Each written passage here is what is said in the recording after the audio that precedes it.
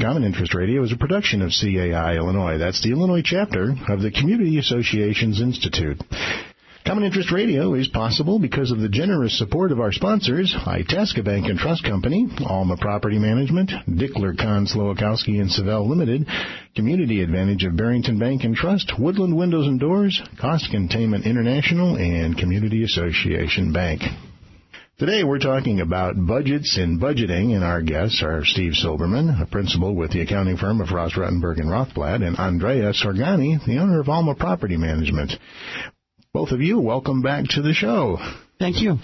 Steve Silberman, tell us a bit about yourself, your firm, where you're located, and how our listeners can reach you. Thanks, Bill. As you said, my name's Steve Silberman. I'm with the accounting consulting firm of Frost, Rottenberg and Rothblatt. We're located in Deerfield, Illinois. We have approximately 110 employees. I've been involved with preparing services, both accounting and tax services for associations for a little over 30 years now. And that's approximately when I joined Frost, Rottenberg and Rothblatt after I graduated from the University of Illinois at Champaign-Urbana. Some of the services that we perform are audits, compilation, reviews, income tax services, developer turnovers, management company turnover, special procedures, fraud investigations. People can reach me. Our phone number is 847-236-1111. Steve, thank you. And Andrea Sorgani, Alma Property Management. Tell us a bit about yourself and where you're located and how our listeners can reach you. Good morning. We're located in Schaumburg. Our phone number is 847-517-4400. We manage condominium associations, both residential and office, townhome associations, homeowners associations, cooperatives in the Chicago and suburban areas. And I'm sorry, I had to cut you off. Thank you. And I'd like to point out to our listeners that both of you are on the board of directors of the CAI Illinois chapter, and I thank you for your service. It's an organization that, as you both know, I think a lot about and have devoted a lot of time to over the years, and I think I've known both of you probably... Before our hair was gray.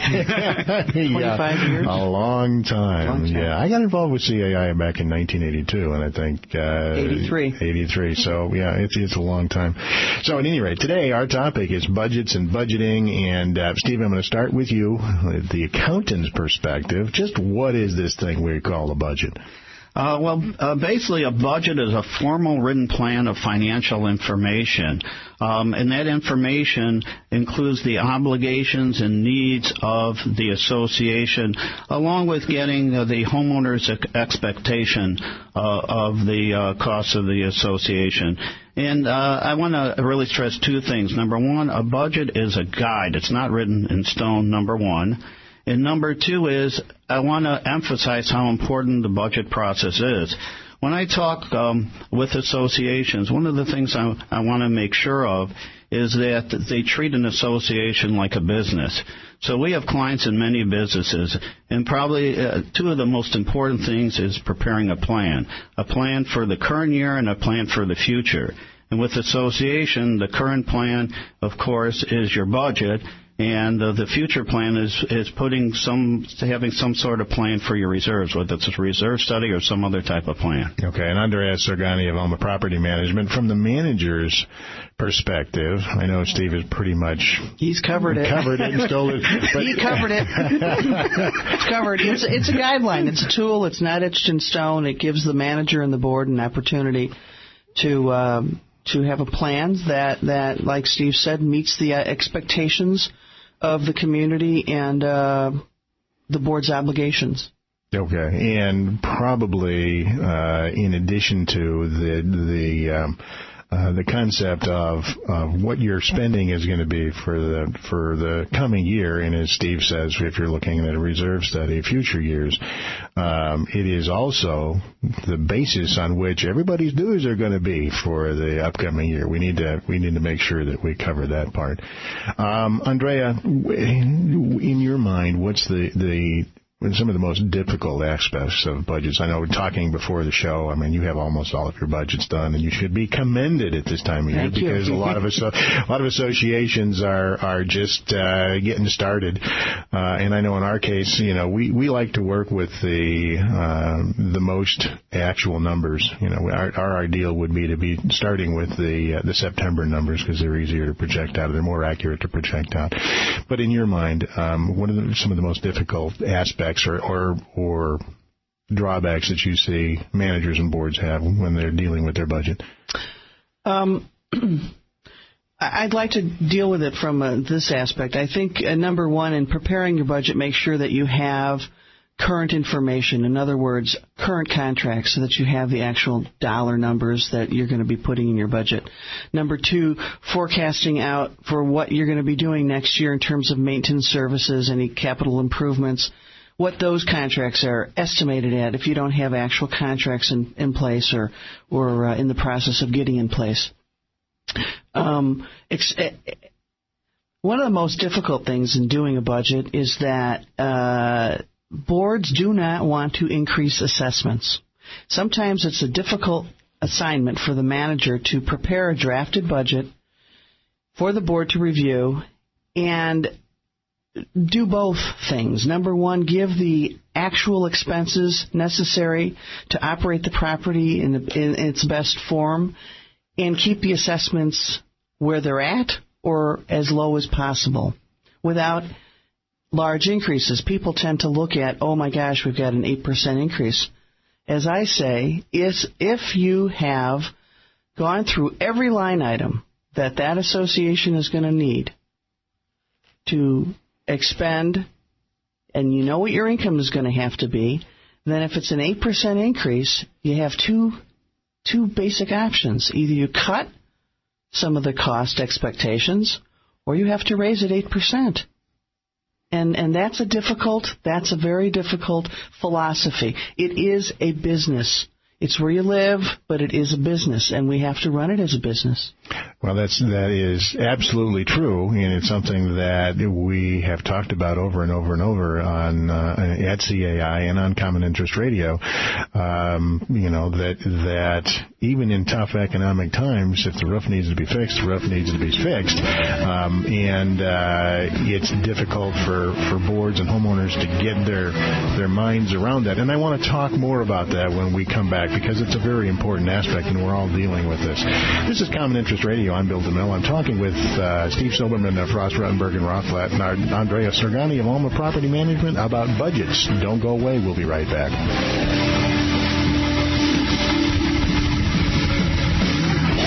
For homeowner condominium law, Common Interest Radio listeners can depend on the firm of Dickler, Kahn, Slowakowski, and Zabel. DKS&Z was named in Chicago Lawyer Magazine's 2005 settlement survey for one of the largest non-personal injury settlements outside of Cook County in a condo developer lawsuit for construction defects. All areas of association law, evictions, real estate law, corporate law, and litigation are among DKS&Z's many areas of expertise. For a no-obligation initial consultation, contact them at 847-593-5595, 847-593-5595, or visit dicklerlaw.com. Itasca Bank and Trust Company's Women's Initiative offers programs on a variety of topics for women. Itasca Bank and Trust Company also offers a business initiative presenting programs that educate and inform business owners and executives. There is no charge to join either initiative nor for the programs. Call 630-773-0350. That's 630-773-0350, extension 450, or visit itascabank.com. Member FDIC.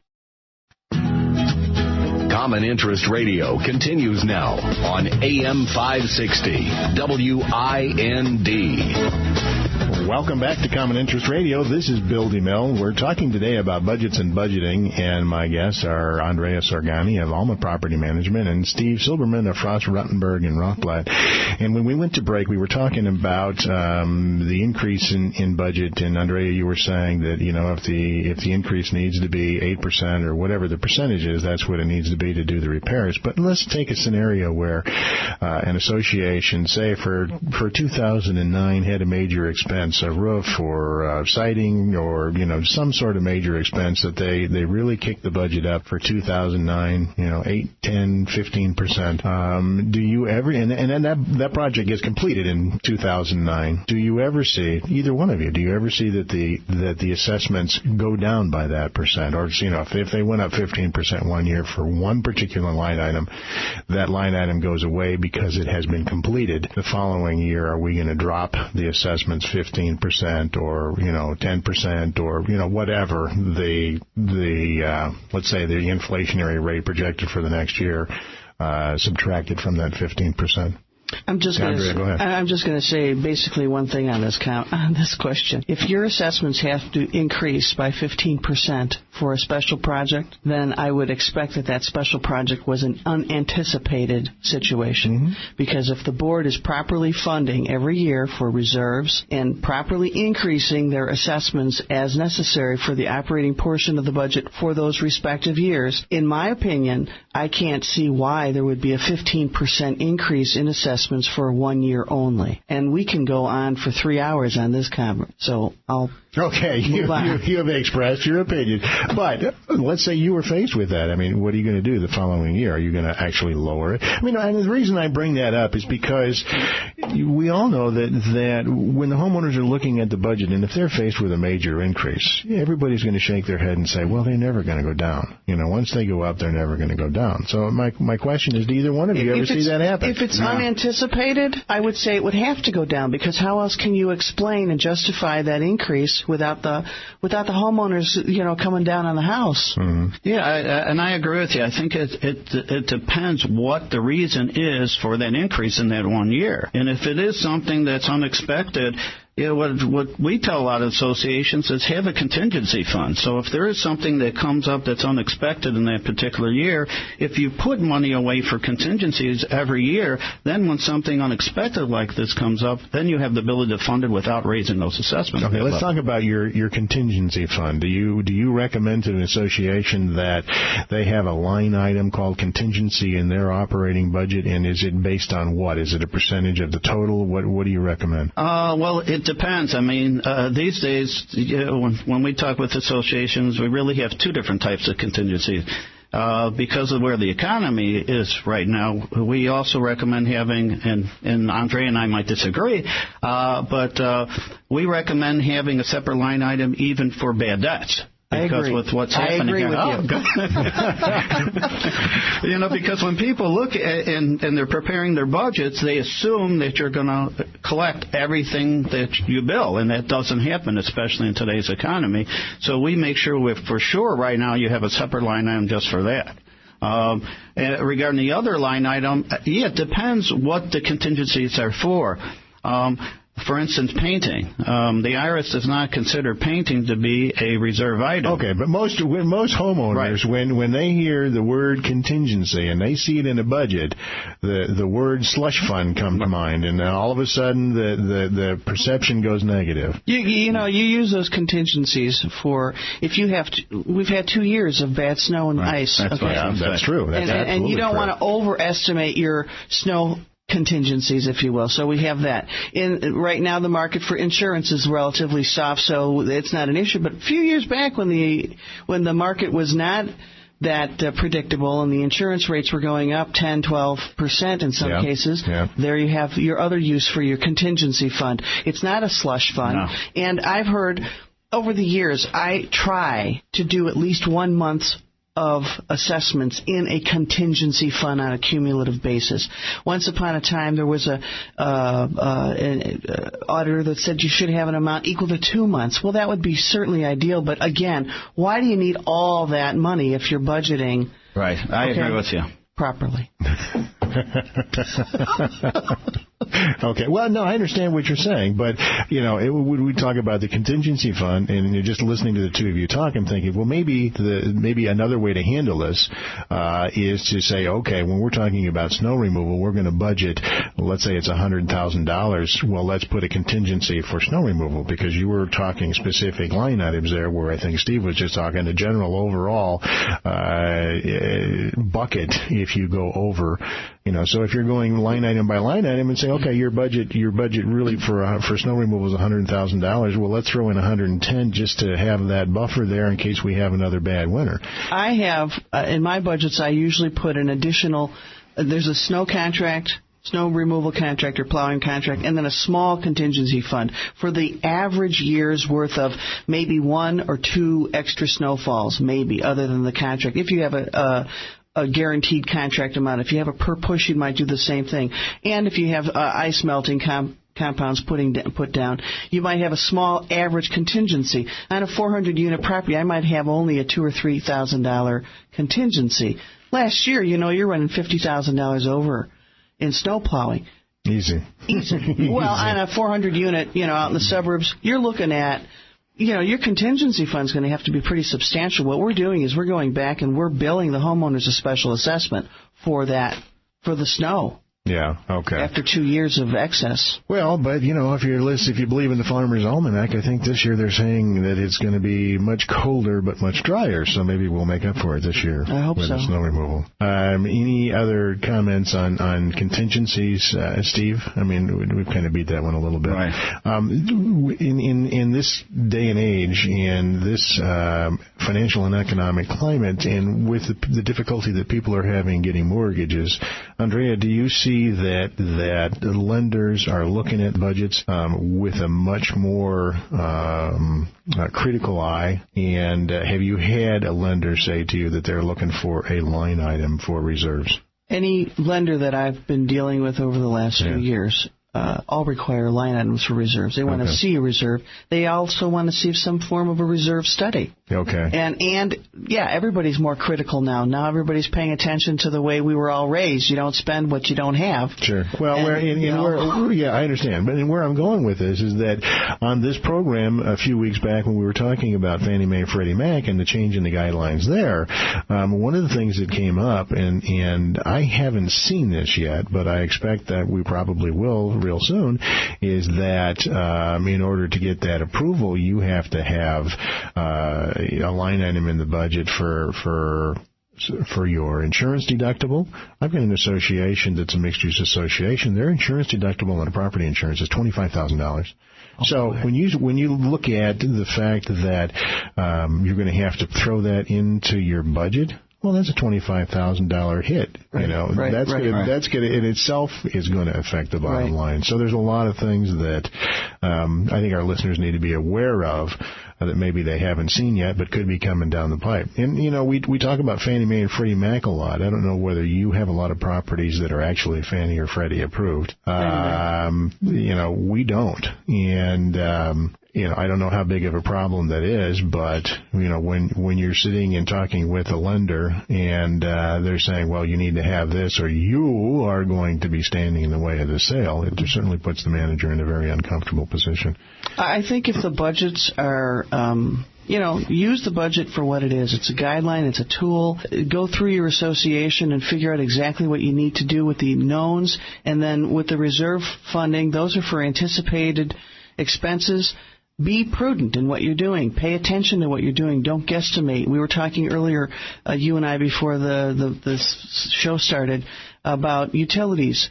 Sometimes you see somebody go through a budget and they'll just annualize an expense. That's not the right way to do it. You have to go through it and go through the details of the actual therms used or the kilowatt hours used in electricity and figure out what that usage is and call your utility companies or your companies where you're buying your products from and find out what it's going to cost per therm.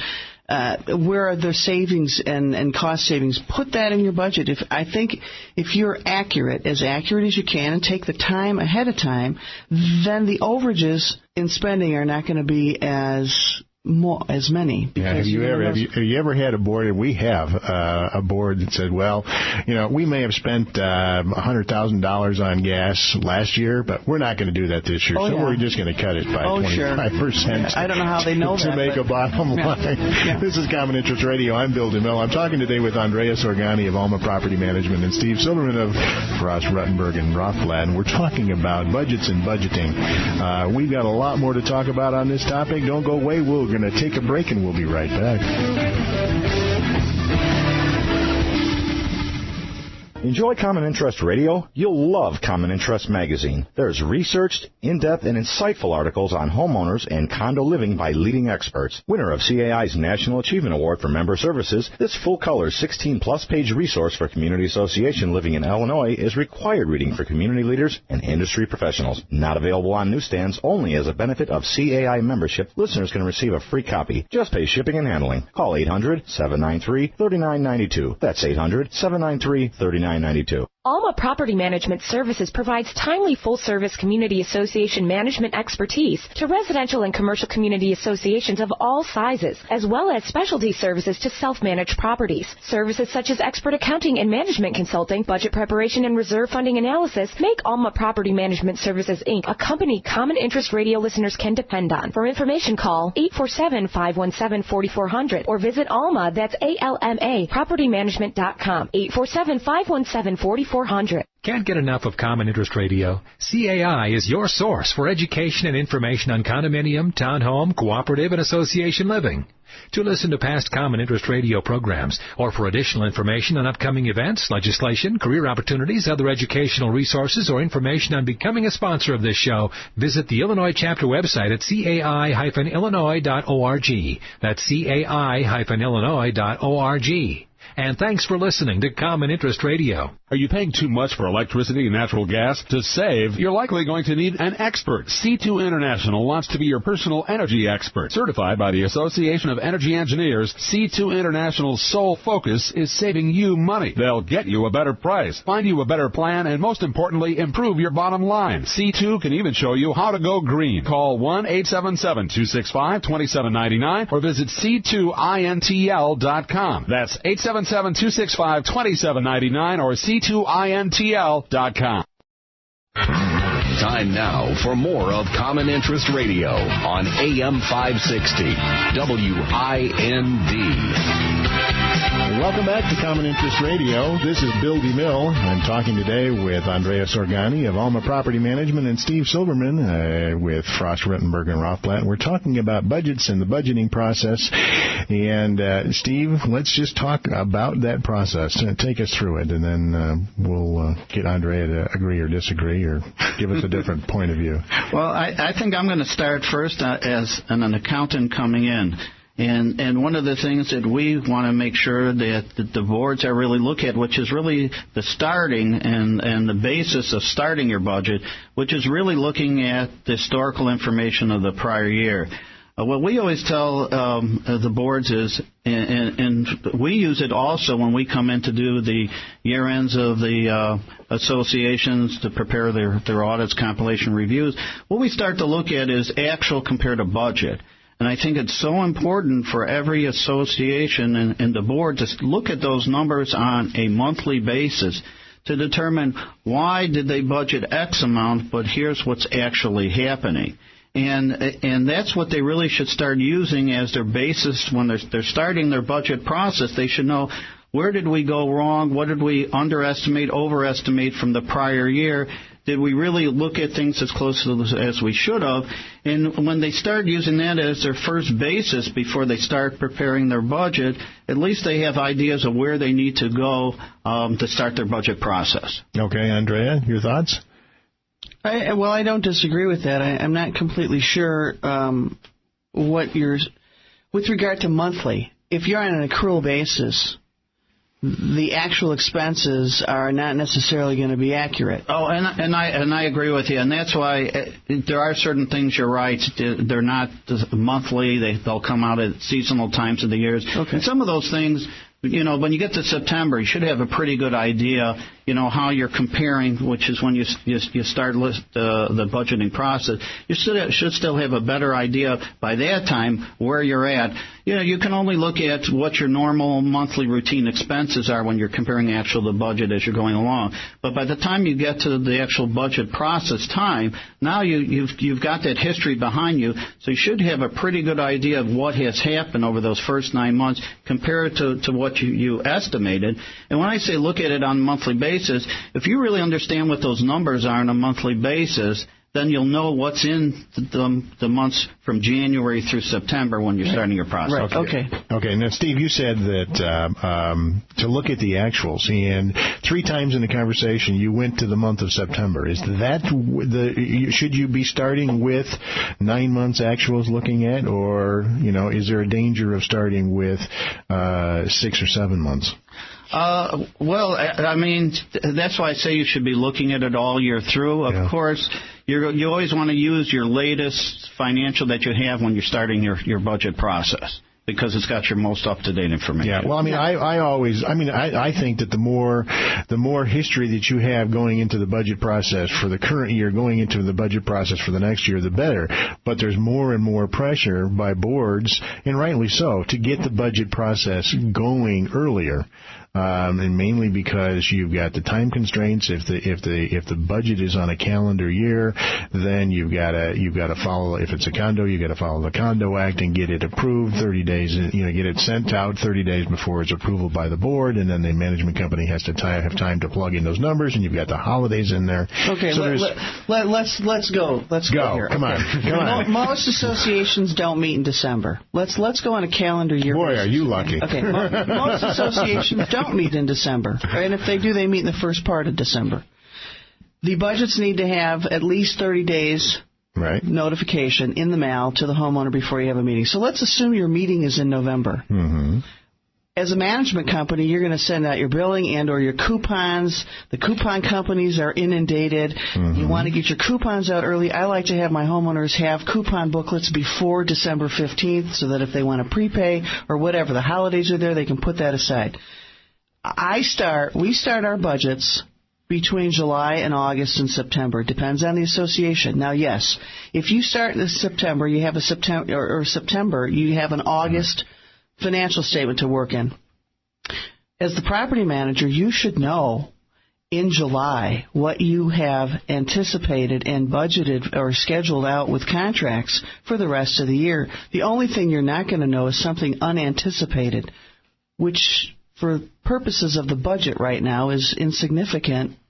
Well, I don't completely agree with that. I agree with a lot of what you said, and your contracts are your contract, and those are the easy parts of the budget. I mean, those are the absolute easy parts of the budget. But when you're talking about utilities, when you're talking about gas and go back to last year. Are you going to budget? Last 2 years. Are we going to budget? Are we going to budget based on last year's gas numbers when we both know that?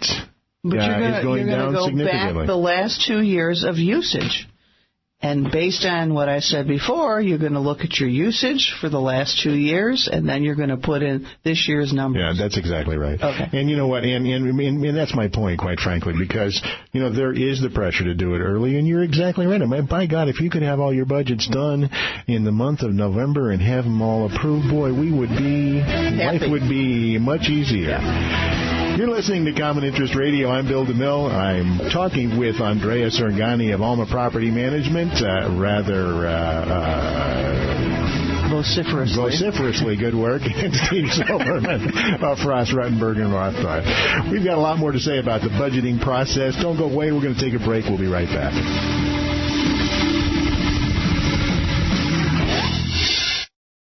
Whether your association needs common area repairs or a safe place to invest reserve funds, Community Advantage is your ideal partner. As a leader in providing customized financial solutions to condominium and homeowner associations, they provide products such as sophisticated treasury management, trust and investment services, and flexible commercial loans. To learn what Community Advantage can do for your association, call the trusted industry experts at 847-304-5940 or visit communityadvantage.com. Community Advantage is a division of Barrington Bank and Trust and Wintrust Financial, member FDIC and equal housing lender. Can't get enough of Common Interest Radio? CAI is your source for education and information on condominium, townhome, cooperative, and association living. To listen to past Common Interest Radio programs or for additional information on upcoming events, legislation, career opportunities, other educational resources, or information on becoming a sponsor of this show, visit the Illinois chapter website at cai-illinois.org. That's cai-illinois.org. And thanks for listening to Common Interest Radio.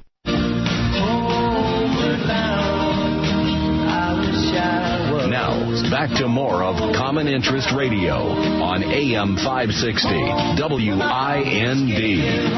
Welcome back to Common Interest Radio. I'm Bill DeMille. I'm talking today with Andrea Sorgani of Alma Property Management and Steve Silberman of Frost, Ruttenberg, and Rothblatt. We're talking about budgeting and the budget process. And Andrea, let's talk now about the components, the parts of the budget. Run us through that. Okay. There's essentially two components. There's income and there's expenses. The income is your assessments. It can be clubhouse rental. Some of the villages give you reimbursement for snow plowing. Different income that you may generate that is a non-assessment user income. fees. User fees. Thank you. Okay. Then there's the expenses. In the expenses, there's two portions. The operating portion of the budget, which is all your contracts, all your maintenance, insurance, management fees, so forth. Mm-hmm. And then the reserve contribution portion. That is not reserve spending. That is the amount of money from your assessment, and I usually rule of thumb 30 to 35%, is a contribution toward reserve, which is added to the pot that you already have existing, called the reserve funds. Okay. How do you handle reserve spending on your budget? What do you mean, how do I? Well, you say meaning that you when you get to the reserve sections, and maybe, Steve, you want to address this, but when you get to the reserve section, you were very adamant about saying that it is reserve contributions and not reserve spending. The question is, where do you show in your budgets, or do you not show it in the budget? You show someplace else. No, your reserve spending. You delineate what the reserve categories are: concrete, roofs, siding, asphalt. What your anticipated expenses for that year are. You can put, like if you're doing the budget for 2010, 2009, you put down what your reserve spending was for this year, and then what your anticipated reserve expenses will be or expenditures will be for next year. Okay. So, how do you show the funding of those expenses? How do you show the funding of those expenses? Well, I think what everybody's trying to say is you're going to be showing them as basically transfers as a separate line item on your budget, showing that it's a cash disbursement outlay. It's not necessarily an expenditure. It's a cash disbursement outlay to transfer a certain amount of money to your reserves based upon a reserve study or some type of reserve funding plan. Of course, okay, but that's what you're contributing to the reserves for this particular year. If you've got reserve expenses, I'm assuming we're going to show them on a separate section of the budget, or maybe even a separate budget. But then you're going to show those expenses, which are your reserve item outlays. And then, in order to make it balance, if you're not contributing the amount you're expending in one year, which you probably won't be, then you have to show the transfers out of reserves to fund those reserve expenses. And my question is, where do you recommend? How do you do that? Or do you do that on your operating budget or not? Well, yeah. What ends up happening is these transfers are part of your regular budget that are being transferred over to your reserves. You're going to have a separate reserve budget showing here's your reserve contributions that you have now come in to your reserves, and whatever your projects that you basically have delineated that should be paid out of reserves for that year based upon either a reserve study or some type of reserve funding plan. Okay, so you say there should be a separate budget for your reserve spending. Right, exactly. Okay. Right. Andrea, you agree? Yes. Okay. Is that a separate, do you set up a whole separate schedule on that on a monthly basis, or is it just a different section in your operating statement, if you will? It's a separate, it's both. It depends. I mean, everybody's system everybody's software runs differently. You set it up differently. The income, I have it separate. Mine is a separate section where it shows the beginning balances of a reserve fund, what you contributed to it, what your expenses are, and then the ending balance per month. And at the end of the year, if that's what you're asking based on a financial statement, I thought we were talking initially about how we're going to show the homeowners the budget. Well, when you're budgeting, though, when you're budgeting, you're starting out with your financial statement. Doesn't your budget pretty much mirror your financial statement, your monthly financial statement? Yes. Okay. Mm-hmm. So I'm just trying to ascertain what the format is and how you do something and how Steve might recommend it. Because like you said, everybody's software is different, and some people have more flexibility than others.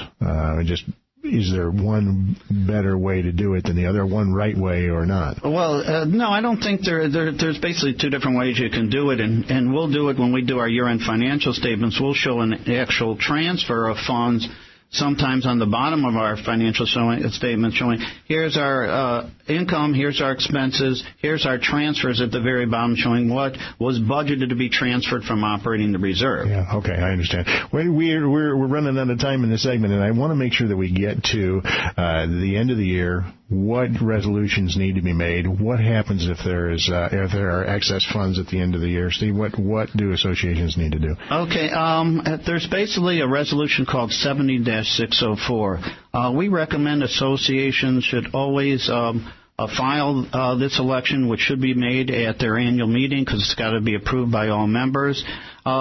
This form is really most important if you're filing Form 1120. If you're filing Form 1120H, it's not as important. But should you want to file Form 1120 to pay less taxes, you need to make this option. There's two elections. You either can carry forward your excess operating income for 1 year, or you can refund that money to the members, which I've never seen done in all my years. If you make this election, at least you have the opportunity, if you're going to file this Form 1120, that you do not have to pay tax on your excess operating income. Yeah, that's a good point, and it's something very important. I wanted to make sure that we got it in.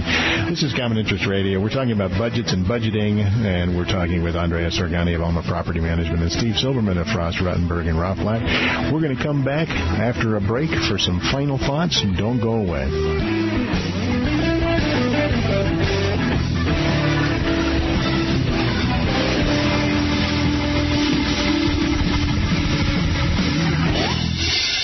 Enjoy Common Interest Radio? You'll love Common Interest Magazine. There's researched, in-depth, and insightful articles on homeowners and condo living by leading experts. Winner of CAI's National Achievement Award for Member Services, this full-color 16-plus page resource for community association living in Illinois is required reading for community leaders and industry professionals. Not available on newsstands, only as a benefit of CAI membership. Listeners can receive a free copy. Just pay shipping and handling. Call 800-793-3992. That's 800-793-3992. Tradition, trust, and commitment are how one property manager described their relationship with Woodland Windows and Doors. Since 1969, Woodland's built a solid reputation for quality products and expert installation, including Marvin Windows. With its proven condominium project experience and dedicated community association team, Woodland understands the unique needs of association boards and residents. For a free window or door replacement consultation, call the owner, Ken Mariotti, at 630-529-DOOR, extension 272, or visit woodlandwindows.com for more info.